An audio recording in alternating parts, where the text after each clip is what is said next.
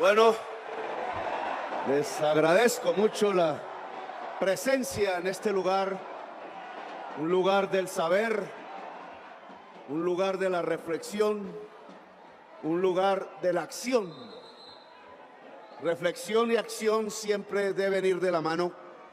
Nunca puede estar separada la acción de la reflexión, ni la reflexión sin acción. A eso le llaman praxis.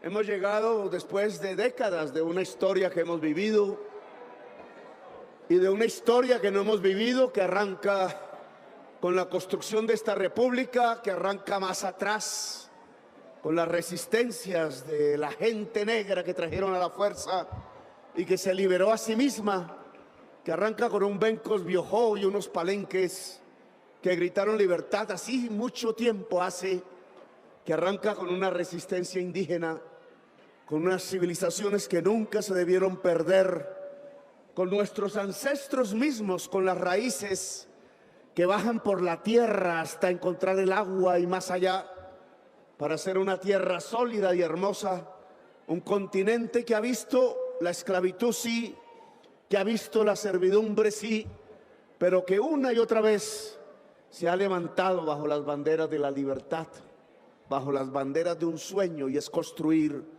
una América de seres libres.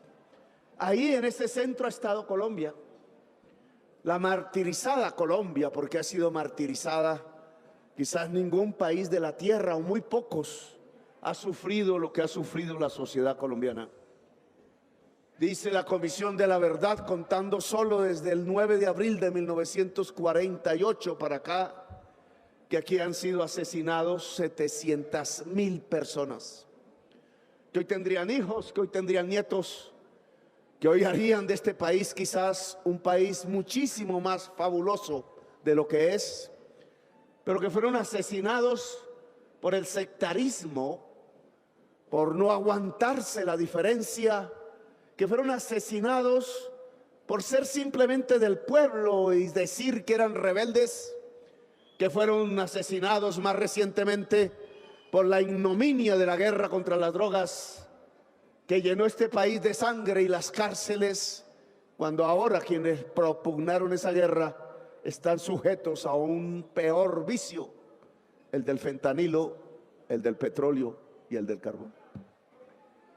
Este país ha resistido y nosotros somos la resistencia viva, heredera de esos 5 siglos que hasta aquí llegan. Era difícil saber en medio de una historia así, donde se ha exterminado a sangre y fuego un partido completo, a 5.000 militantes de la Unión Patriótica, bajo el silencio de la prensa que lo ocultó.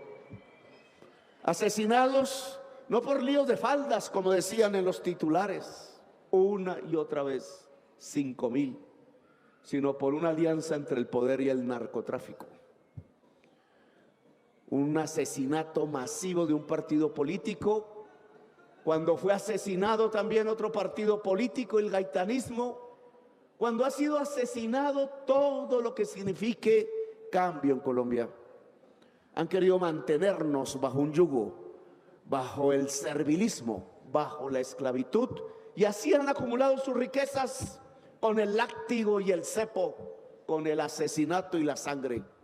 Es una acumulación de capital y de dinero, es una acumulación de riqueza mala vida, llena de sangre y cocaína. Surgió este movimiento de entre las piedras casi, dentro de las rejas, en los fríos por allá y en los calores, en las persecuciones, en el exilio, salvando la vida todas las noches, a veces salvando el hambre en muchas personas, a veces salvando la comunidad del terror, a veces llenándonos de alegrías donde no había, de fiesta subversiva, sí, porque era una fiesta que cantábamos en medio de la muerte, de la cual no nos queríamos dejar coger, porque queríamos ver este momento. Un momento que era del triunfo de los afectos, un momento que es ilusión, que todavía es más alegre porque no nos vamos a dejar quitar la ilusión ni la esperanza.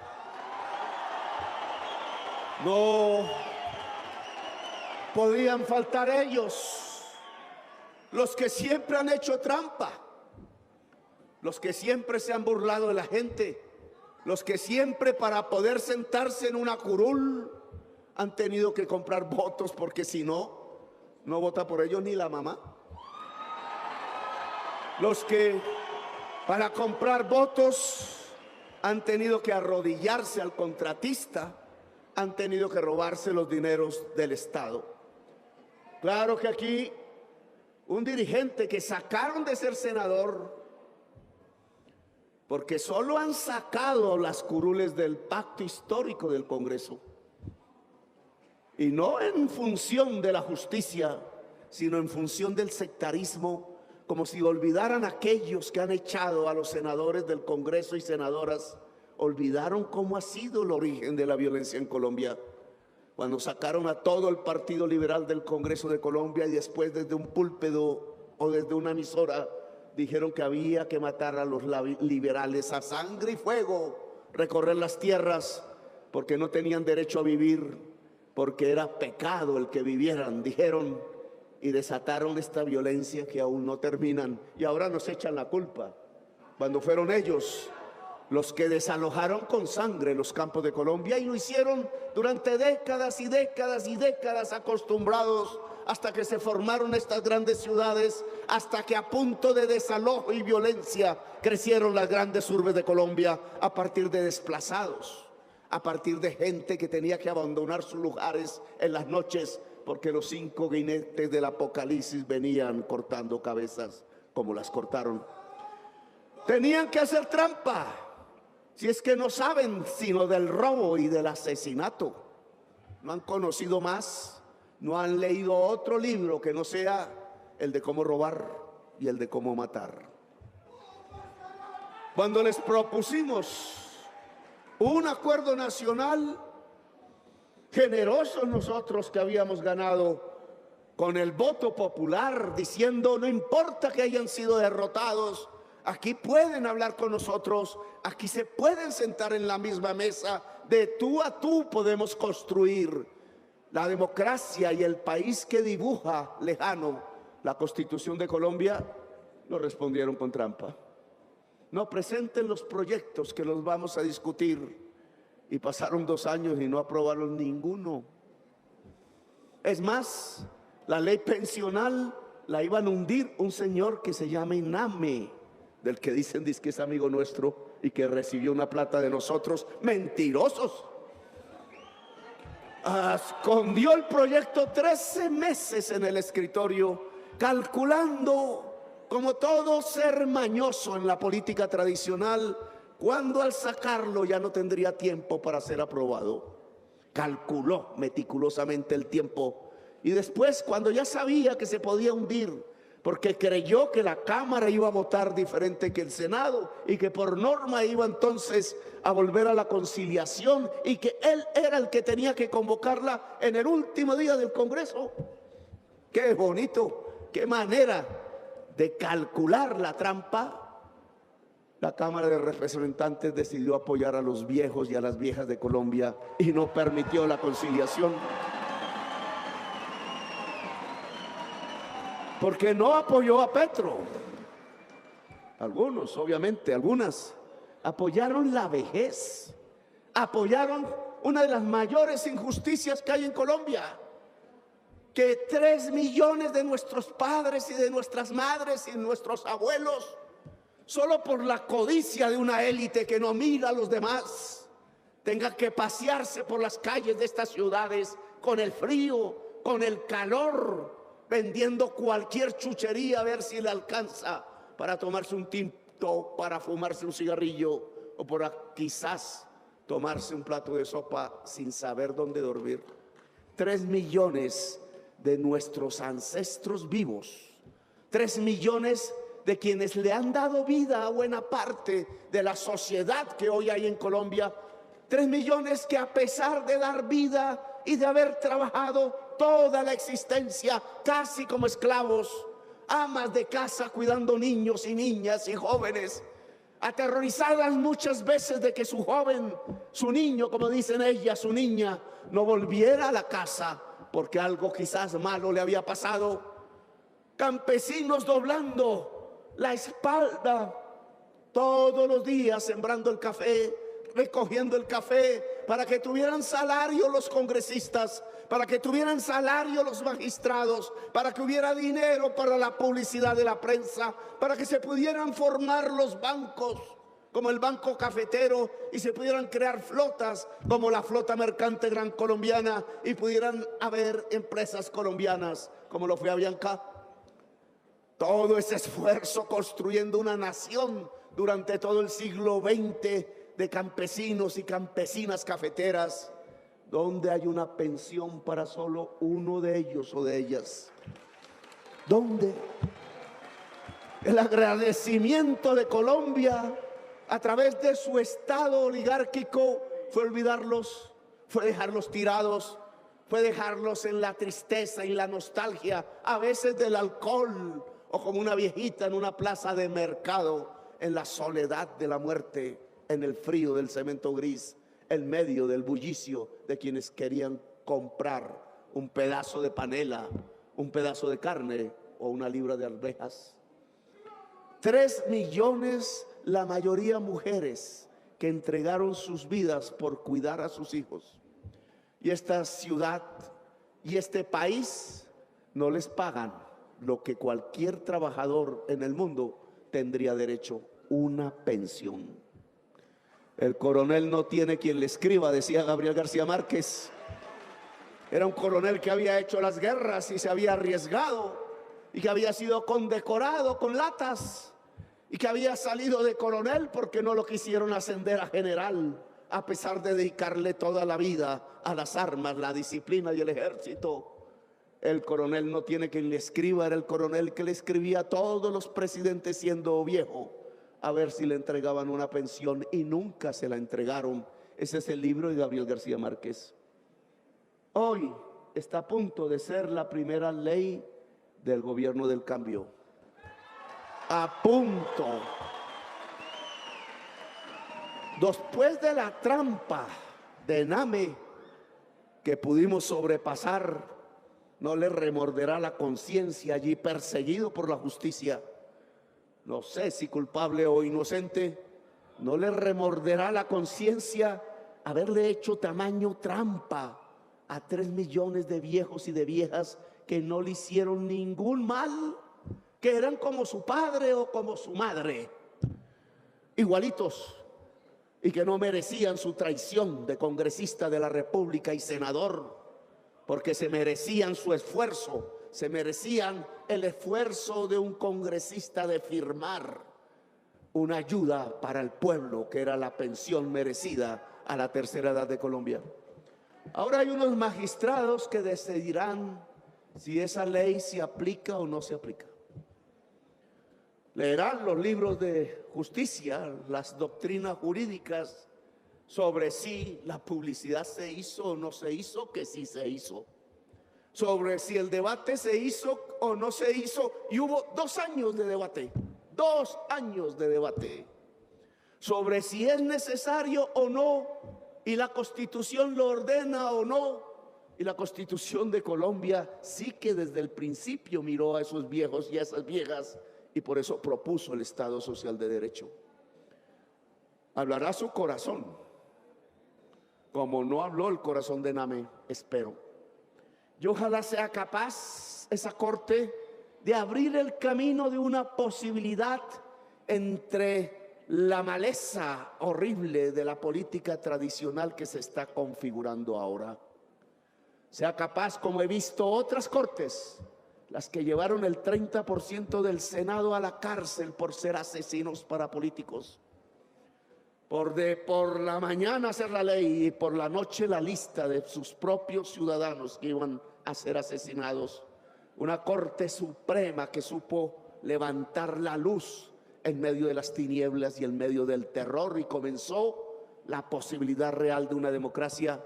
Ojalá otra corte levante esa misma luz para abrir ahora las posibilidades de una democracia que quieren cerrar. Porque no es como sacan a Petro otra vez. Cada vez que gano, me quieren sacar. ¿Qué les pasará?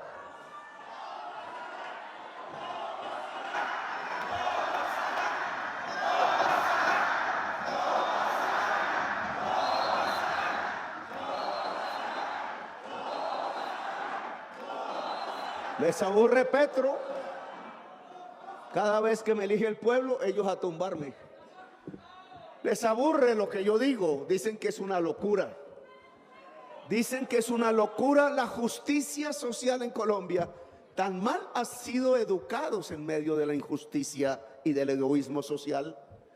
Dicen que es una locura el que el recurso público sea sagrado y sea del pueblo y sea de los más pobres.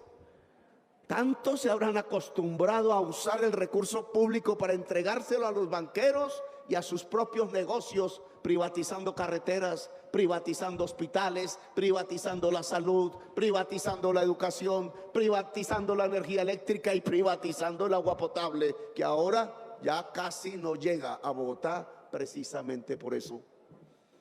Negocios y negocios. Y entonces, ¿cómo llega ese señor loco a proponer que el dinero público sea del pueblo? Quiso Alexander López visitar cada obra contratada con los ingresos de regalías y se fue, ¿no? ¿A cuántas obras? 850 obras, 19.500 de 850 de 19.500, a eso le llaman a una auditoría. El valor de esas 850, ¿cuánto sumaba? 14 billones, no millones, sino billones, y no encontró las obras. Si encontramos cómo salió la plata del presupuesto, si encontramos para qué eran, para acueductos, era para parques, era para pavimentar caminos de los campesinos, era para el agua potable de la gente y de los niños. Ya sabemos dónde, qué alcaldes, qué gobierno, pero las obras no aparecieron. 14 billones precisamente en los años de elecciones.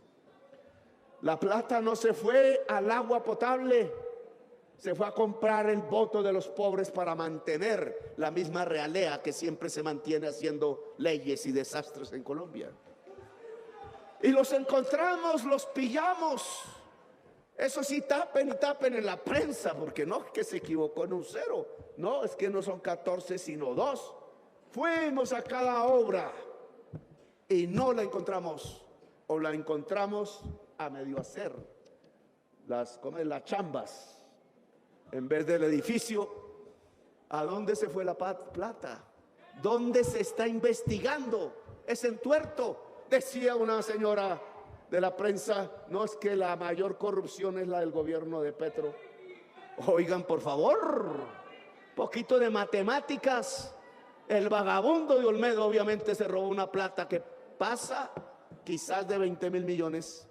Y ya la verdad va apareciendo, porque empezaron con que el alto gobierno, y ahora es una banda de delincuentes de la peor calaña asociada para llevarse el dinero. Y yo lo hice sacar del sitio y yo pedí que lo pusieran preso, negociar la libertad con la mentira. Pero en cambio miren lo que está pasando. Billones de pesos de las regalías, billones de pesos de cualquier conglomerado del presupuesto público donde se mire. Se robaron la salud, endeudaron el país por billones. ¿Y para qué usaron la deuda pública nueva con que endeudaron el país? Para subsidiar la nómina de los señores del tiempo, para subsidiar las nóminas de las empresas de los Gilinski, para subsidiar las nóminas de los más ricos de Colombia, los súper ricos. Que a veces el ciudadano de clase media dice, es que yo como me siento rico me está insultando Petro. Súper ricos. El dinero público que ahora toca pagarlo a todos nosotros. porque nos endeudaron en 5.600 millones de dólares con el Fondo Monetario Internacional, FMI, ahora nos ahorcan.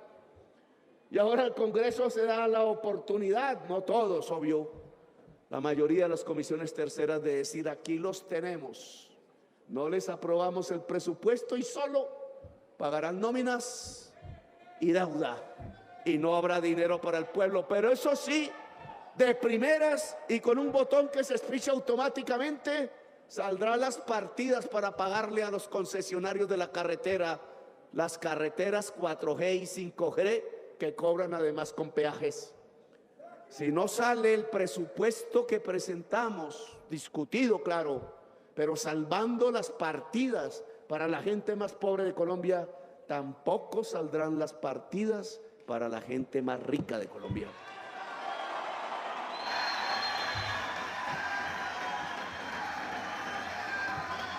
Y después los pillamos quizás en la peor de todas, de tantas que han hecho. Después de fusilar 6.402 jovencitos con el presupuesto nacional para recibir un aplauso por una seguridad que se llenaba de muertos del pueblo, engañando al pueblo otra vez de los medios de comunicación diciendo que eran guerrilleros. Solo la valentía de una por allí y de otro por aquí, mostrando la realidad que resultó ser peor que las primeras denuncias que hicimos. Yo pensé que eran 100 y eran miles de jovencitos asesinados. ¿Qué tiene la extrema derecha contra la juventud que no la quiere viva? Le asusta.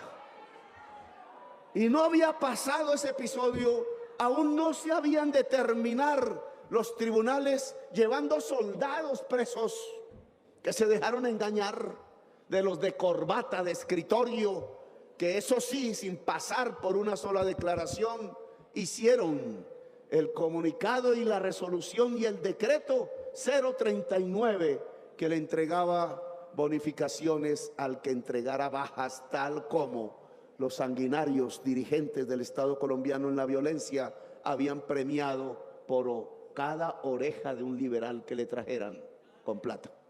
Lo mismo.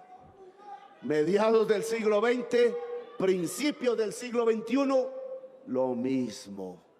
Entregar plata por matar. Y mataron 6.402 jóvenes, y eso no es corrupción en la prensa. Que juzguen al soldado y que juzguen al mayor y que juzguen hasta el general, pero el que escribió y firmó la resolución 039 del Ministerio de Defensa, por ahí anda en los clubes sociales, disfrutando. Los de corbata no van a la cárcel. Y no había pasado ese episodio y nos encontramos con el presente. Con el presente.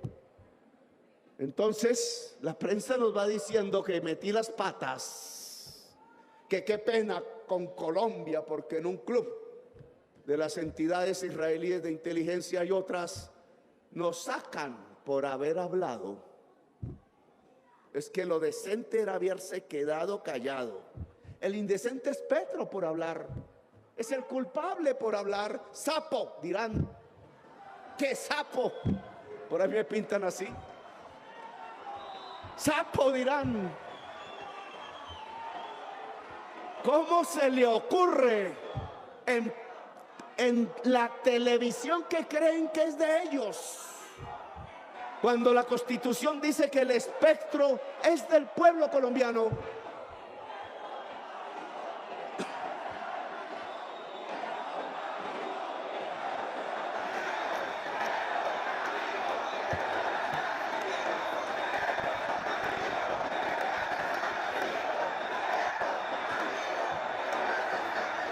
Gracias. ¿Cómo se le ocurre, dicen ellos, hacernos pasar esta penota? Pero están pensando en los banqueros internacionales, no están pensando en el pueblo. ¿Cómo se le ocurre haber dicho una verdad que estaba ocultada en los últimos pocos años, hace 3 o 4 años? Oiga, que llevaron un avión lleno de billete y de dólares.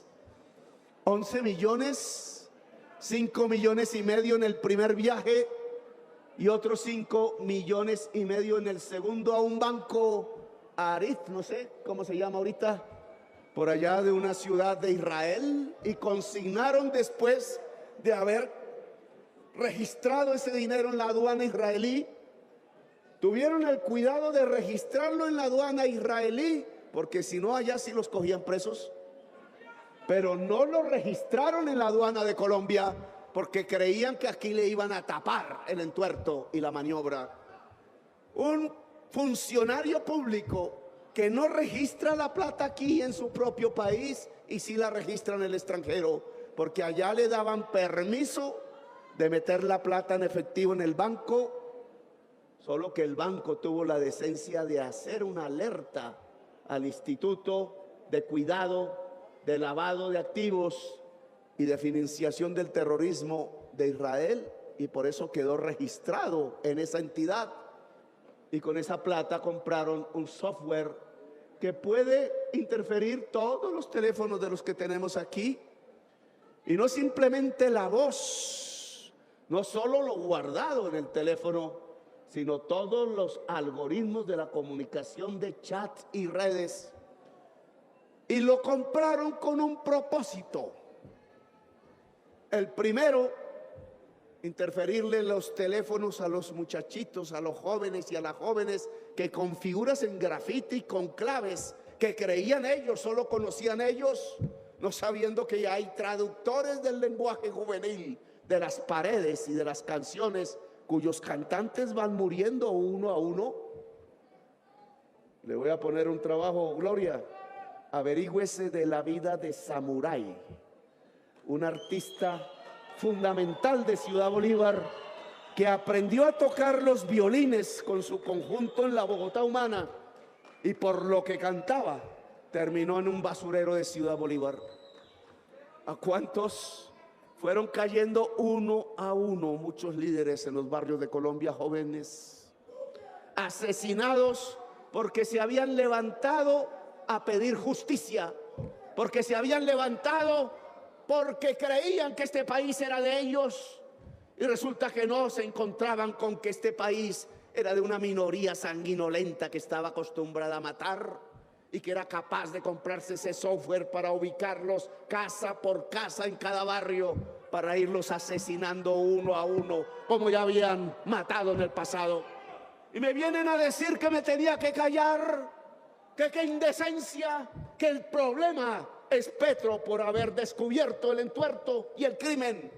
Así me lo dijeron cuando descubrí que la cúpula de la Fiscalía le entregaba la lista de los próximos asesinados al DAS y a los grupos paramilitares. Y así descubrí que quienes estaban en la cúpula del DAS cogían la lista y hablaban con Macaco y con Jorge no sé qué y con Mancuso, para que cada uno de los entregados por la Fiscalía de Luis Camilo Osorio, que recogía de cada proceso judicial, fueran asesinados. Asesinados desde el Estado, asesinados desde el Estado, asesinados desde el Estado. Un Estado asesino, es lo que yo he dicho. Hemos construido a lo largo de este tiempo, que no es un Estado de la Constitución de Colombia, que no es un Estado social de derecho. ¿Por qué la prensa quiere llenar sus páginas y sus tiempos hablando de qué crimen cometió que Petro al hablar del Pegasus y no del Pegasus? Y no del Pegasus ni de los jóvenes muertos. Habrá gente en la comunicación social de Colombia que tiene que ver con Pegasus. Habrá gente de la oligarquía colombiana que tiene que ver con Pegasus. Habrá gente de la política colombiana que tiene que ver con Pegasus.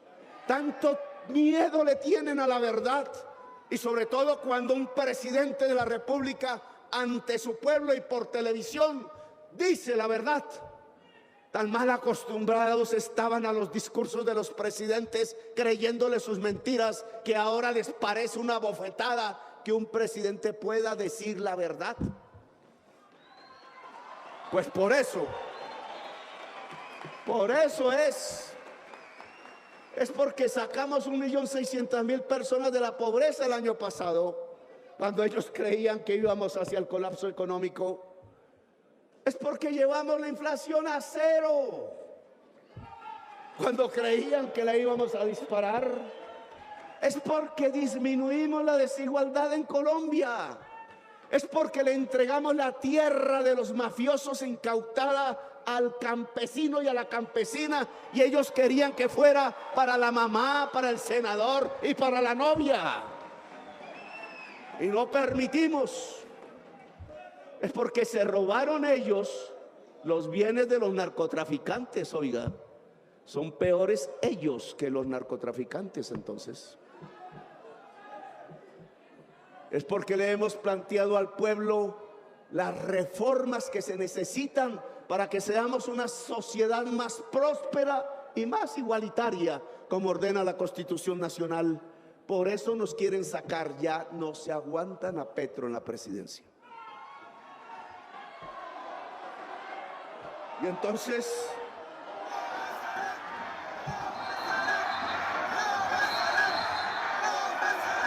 llegamos a lo mismo de siempre, a que no son capaces de aguantarse una democracia, a que no son capaces de que podamos caber todos, a que no son capaces de un acuerdo nacional. No quieren el acuerdo nacional, pero con todos ustedes arrodillados y con ellos el látigo y la cadena. ¿Ese es el acuerdo que creen? Que como el pueblo y ese Petro nos puede demandar, nos puede ordenar, nos puede quitar parte de los negocios. ¿Cómo? Les ofrecimos un acuerdo nacional y nos respondieron con una puñalada trapera. Y la puñalada trapera consiste en dos cosas.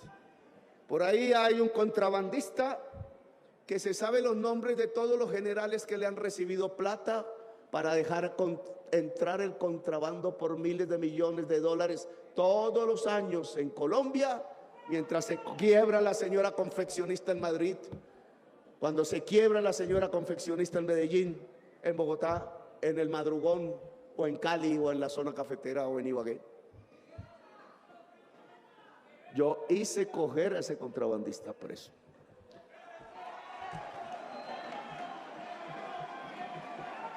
Y ahí sus amigos, tratando de que no hable, entonces ponen el billete para ver si Petro desaparece antes de diciembre. Y se lo voy a decir, con el billete que ponen compraron 2 volquetas. Y gracias a mi amigo Cárdenas, que tuvo que renunciar de la Fedetrans cargada, no sé cómo me acuerdo, no entró una volqueta. Ya debe haber entrado.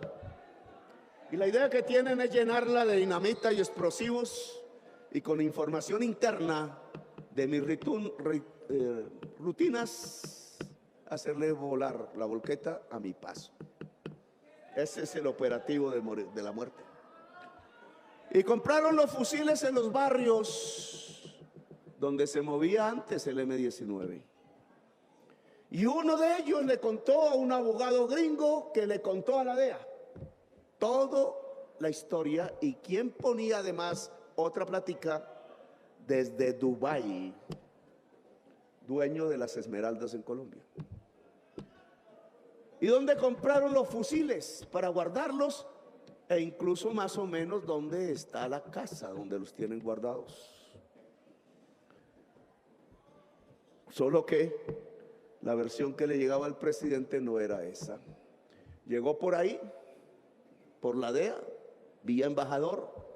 La prensa, uy, es que Petro se pone botas el 20 de julio. Las botas del ejército me puse, porque el 20 de julio se conmemora libertad y ejército libertador.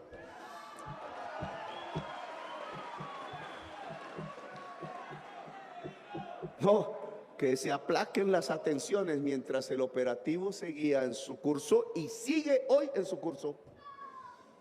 Y hay quienes tienen la información, porque otro señor salió en una cárcel pidiendo hablar y le dijo a quienes tenían que escucharlo. Es que yo escuché a 3 del tren de Aragua diciendo que tienen un camión para volarlo a su paso y era la misma información. Y dijeron no, esa versión tampoco la podemos creer. Y después apareció un pastor evangélico en un aeropuerto y le llegaron otros dirigentes religiosos y dijeron, qué susto, mire lo que escuchamos. Y otra vez lo mismo. En 3 meses o el presidente sale de la presidencia o se muere. Ya hablará el pastor.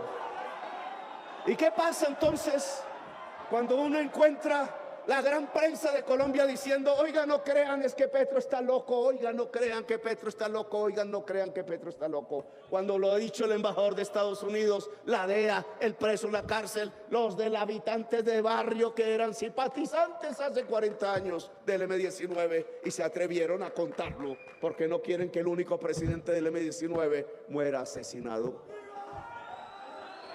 ¿Qué es que todos están locos? 3 versiones y todas son falsas. No, hermanitos y hermanitas, es que la mafia, en sus diferentes versiones, incluida la política, dio una orden. No se aguantan a Petro y sus verdades, no se aguanta su acción administrativa, no se aguantan que el presupuesto vaya para el que tiene hambre y para la indígena, para la mujer o el joven que pueda abrir sedes universitarias públicas. Hasta nos revolvieron la plata y la escondieron debajo de nuestras narices en el presupuesto nacional, por yo de pendejo meter dizque gente liberal y amiga, y resultó ser traicionera.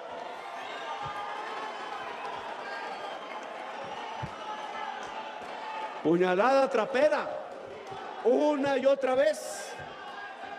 O Petro sale de la presidencia, ordenaron, o lo matamos, una de las dos, dice la orden mafiosa del poder en Colombia. Y entonces, ¿cuántas veces la he escuchado sobre mí?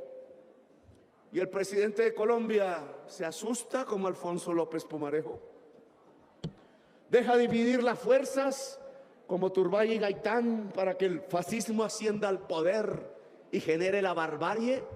¿Qué pasará si ellos, los que mataron 6.402 jóvenes, los que condenaron a millones de campesinos al desplazamiento, los que hicieron una masacre tan otra, comenzando por el Aro, por el Tomate, por la Mejor Esquina y por tantos pueblos que yo denuncié incluso como senador, como Macayepo o El Salado, etcétera?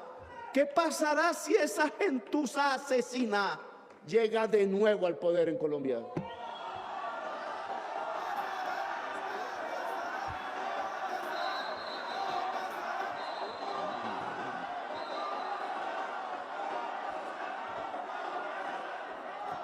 No quiero ser sectario y sé que las palabras de un hombre que esté en las funciones en que yo estoy tienen que ser cuidadosas, como no la fueron las de Laureano Gómez en su tiempo, como no la fueron las de Turbay en su tiempo, como no las fue las de Uribe en nuestro tiempo. No, ellos podrían volver al poder. En Guatemala hay una experiencia, en Guatemala no, en El Salvador. El señor Dawison, que era un jefe paramilitar, que fundó una extrema derecha que llenó de sangre Guatemala, El Salvador, y que después de una guerra terrible, donde media capital quedó en manos del Frente Faramundo Martí bajo los fusiles, fueron capaces de hacer un acuerdo siguiendo el ejemplo de lo que precursoramente había hecho el M-19 en Colombia. No recuerdo la fecha, 92, 93. Y Dawson y su partido volvió al gobierno, pero no mató más. Y el FMLN llegó al gobierno también 2 o 3 veces y no mató a ningún ciudadano más. Se pudieron alternar, hasta Bukele, que ha sido del FMLN y ahora de la extrema derecha, está en el gobierno. Se pudieron entender hasta ahora, después de una guerra de décadas, de verdad, en un país así de pequeñito. Y los franceses se pudieron entender, siempre lo digo, los que colaboraron con Hitler y ayudaron a matar judíos, y los que desde la guerrilla francesa fueron capaces de oponerse y entrar victoriosos y con las armas debajo del Arco de Triunfo en París. Los primeros fueron los republicanos españoles, que ahora la prensa colombiana insulta, diciendo que son terroristas. Como si Hitler les llamara más la atención que quienes derrotaron a Hitler. Claro que se pueden encontrar los acuerdos. El mundo nos lo demuestra y en cierta forma los colombianos. Colombia no vio volver a morir un liberal por ser liberal en manos de un conservador y viceversa. Y entonces tenemos dos historias como una especie de esquizofrenia colectiva. Tenemos una historia donde siempre nos matamos y tenemos otra historia donde nos reconciliamos, como en un amor apasionado, de peleas que llevan a la muerte apasionadamente y de reconciliaciones, algunas de las cuales ya se vuelven tarde. ¿Nos reconciliamos o peleamos? Esa es la decisión de hoy, que cada ciudadano colombiano, sea en la calle, sea en el poder, tiene que pensar. O nos enfrentamos de nuevo o peleamos, o nos reconciliamos. Pues yo pienso que hay una reconciliación posible, que no es agachar la cabeza a la señora Maritza o al señor Prada. ¿Cómo se llama Prada? El sindicato de haberle comprado los testigos a Uribe para tratar de salvarlo de la cárcel. Sindicato dirigiendo la investigación contra el presidente de la República de origen popular. Nos creen bobos. Y entonces dicen en la prensa, pero es que ese es el Estado de Derecho. Oigan, señores, el principio universal es que cualquier ciudadano o ciudadana de cualquier parte del mundo es juzgado por un juez natural e independiente. Como mi enemigo en la Cámara de Representantes, que me insultaba todos los días y pedía que desapareciera políticamente, puede ser mi juez natural e independiente. ¿Nos creen bobos o qué? Y entonces que eso no es una trampa, sino que es el derecho. Pues con esa clase de derecho era que cogían a los jovencitos y los fusilaban en las calles y en las veredas. Y entonces nos vienen a decir que el Consejo Nacional Electoral es un juez y que acepte su juez el presidente. Pamplinas, ¿dónde está escrito eso? Al presidente de la República solo lo juzga una instancia que se debe al pueblo.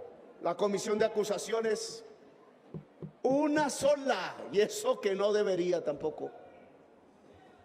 Presidente de la República tiene un fuero que está escrito en las sentencias y que por decisión constitucional y por decisión de 3 sentencias de la Corte Constitucional se ha preservado en Colombia, porque ¿cuál hubiera sido la inestabilidad si cualquier persona puede tumbar al presidente y más un opositor político?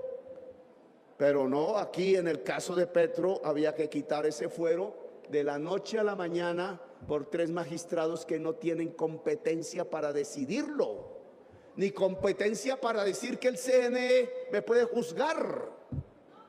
Una trampa al estilo colombiano, lo que se llama una puñalada trapera. Porque una vez digan, y sería tema de discutirlo, pero el tiempo no nos da aquí, que con unos hechos que tienen que ver, vamos a explicarlo un poco, con que FECODE puso una plata en asamblea para apoyar la campaña y no nos la entregó a nosotros, sino a un partido político. Entonces eso es sobrepasar los topes, dicen. Oiga, unas empresas constructores le pusieron la plata a Duque, y como Duque entendió que no es permitido que una empresa jurídica done plata a una campaña, como nosotros lo sabemos, se lo donó a su partido Centro Democrático, y ahí no hay crimen. El crimen es si es FECODE, no es si es una constructora privada, no es si es la dueña de las EPS, de Colsanitas. Eso sí no es pecado. ahí sí no importa. Es decir, hay una justicia para unos, ya hay una justicia para otros. Es crimen si el aporte lo hace un sindicato de obreros y de obreras, y en cambio no es crimen si lo hace un banquero como Luis Carlos Sarmiento Angulo. ¿Nos creen bobos? Y con eso quieren tumbar al presidente. Y sabemos del Ñeñe Hernández y sabemos de Odebrecht, y eso sí no fue investigado. En cambio el aporte del sindicato sí, que no va a la campaña. Y después cogen la fiesta en donde disfrutamos por la victoria y dicen, eso que costó sobrepasó los topes. Y no se dan cuenta que la ley dice en qué momento empieza una campaña y en qué momento termina. No se dieron cuenta que la fiesta está después de que termina la campaña. Nos creen bobos. Y después dicen que los veedores, los que cuentan los votos, que los partidos ponen porque es el derecho de la ciudadanía. Y se hace después de la campaña, porque ya los votos están en la urna y hay que hacer es que no se los roben. Entonces nos vienen a decir que sobrepasó los topes cuando todo conteo de votos es después de finalizar las elecciones y un día después de que se acaba por ley la campaña. Entonces nos van a sumar los gastos de después y los gastos de antes. Caracol sumó los comerciales de la consulta, en donde no soy candidato presidencial, sino busco serlo, con los comerciales de la primera vuelta y sumó, y entonces dicen que ahí sobrepasamos los topes cuando es un simple error de una empresa, al sumar dos fases que la contabilista no sabía que eran diferentes. Y se inventaron el cuento del avión. No, yo soy dueño de un avión. ¿Y para dónde voy a coger con el avión?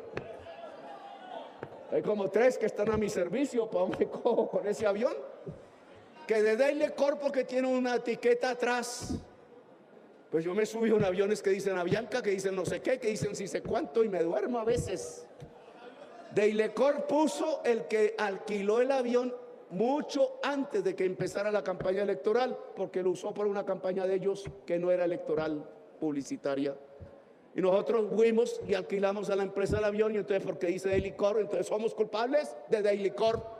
Hasta un periodista de Caracol Radio dice, cuando le descubrimos la trama al ponente del Consejo Nacional Electoral, es que contaron horas de permiso de vuelo y no contaron las horas de vuelo de nosotros. Imagínense en esa trampa.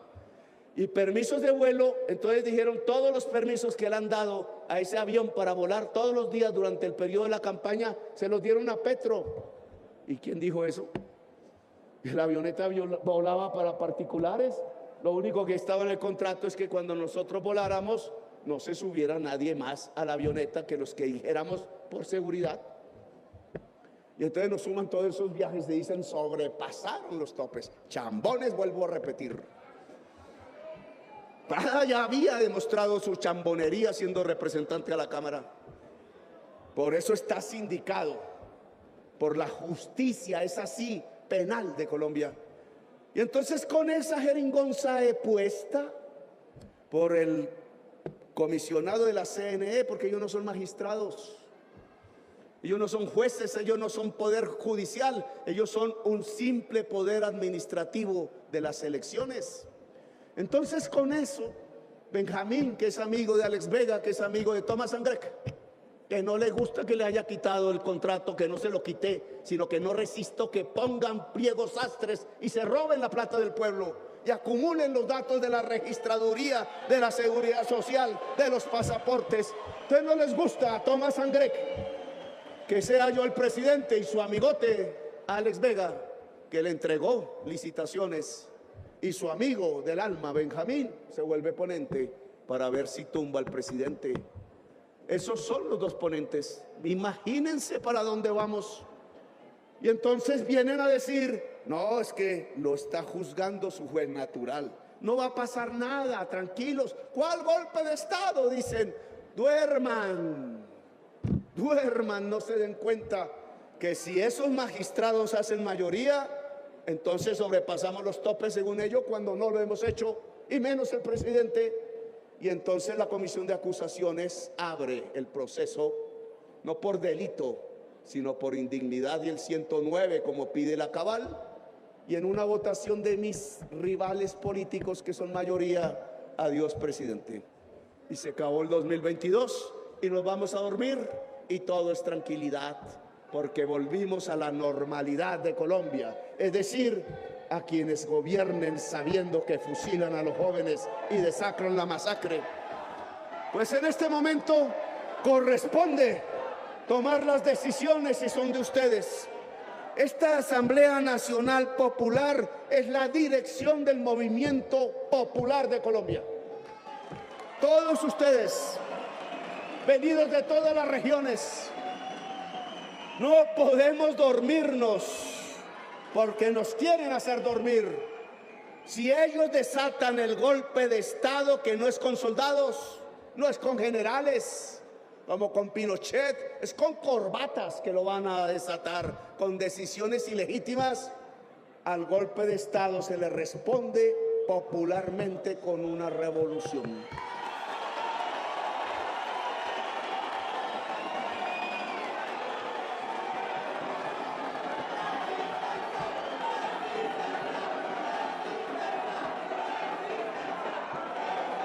Estamos en una etapa diferente de la movilización popular de Colombia.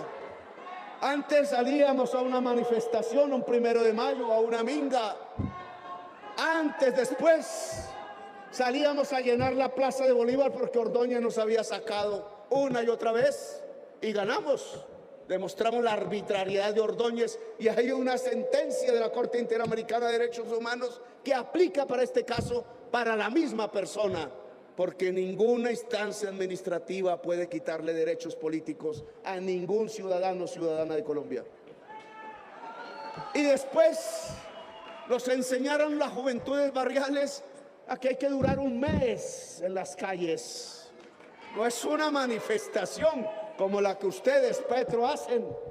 Eso no es que se llega a la plaza y después se va. Los muchachitos dijeron, así no es. Esto es un mes y se necesita, son 2 meses de lucha popular. Y nos enseñaron. Solo que no es la barricada, son los centros del poder los que tienen que ver al pueblo de frente y tomar una decisión. O el pueblo es el dueño de Colombia o el poder se va a abalanzar sobre el pueblo. Una de dos. Y entonces lo que estamos hablando es de la resurrección de un gigante de verdad. El pueblo de Colombia ha vuelto multitudes permanentes demandando y exigiendo la democracia. No sé si estaré vivo, ojalá, en ese momento. Como presidente de Colombia constitucional y hecho por el voto popular, le he ordenado al Ejército de Colombia y a la Policía Nacional, a la Fuerza Aérea y a la Armada, que no se levanta un solo arma contra el pueblo que exige democracia en Colombia.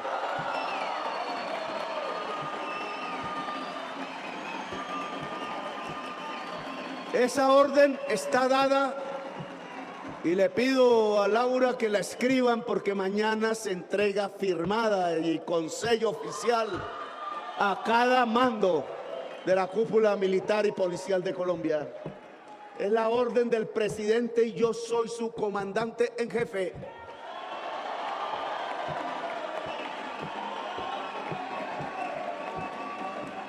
Esto no se dirimirá con armas, será pacífico pero contundente. Las corbatas y la mafia de un lado y el pueblo colombiano todo del otro. Así será.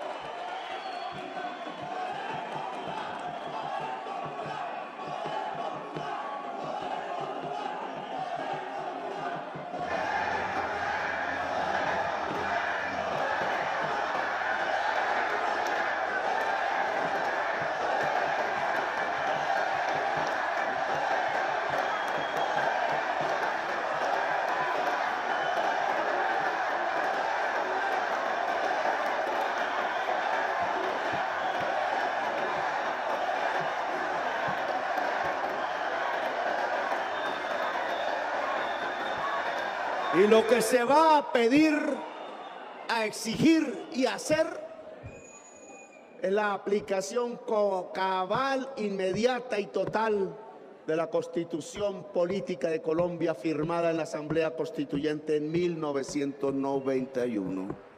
La Constitución es nuestra única arma, además de la unidad y de nuestra fuerza.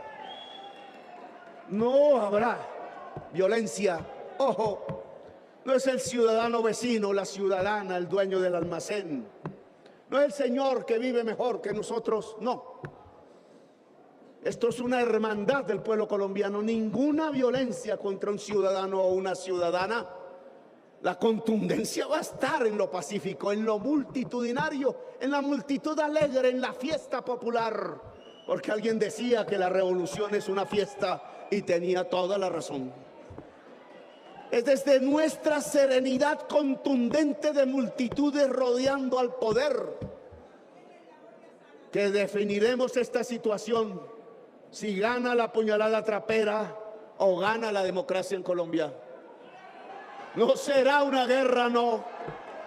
Será una fiesta popular masiva. Y por eso necesitamos que ustedes, como la dirección del movimiento popular en Colombia, jóvenes, mujeres, obreros, indígenas, etnias, LGBTI, todo, cultura, muchísima cultura. Yo le pediría a la juventud que hoy, en cada video, en cada pared de Colombia, pinten un graffiti, canten un rap o lo que sea, demuestren los mensajes que hoy tienen que llenar el corazón del pueblo colombiano. Tómense en el arte y la calle y la pared, tómense en los colores, tómense en las notas musicales, tómense en la sabiduría artística para expresar el discurso que ya no sale en RCN ni en Caracol, el discurso de la democracia y de la juventud.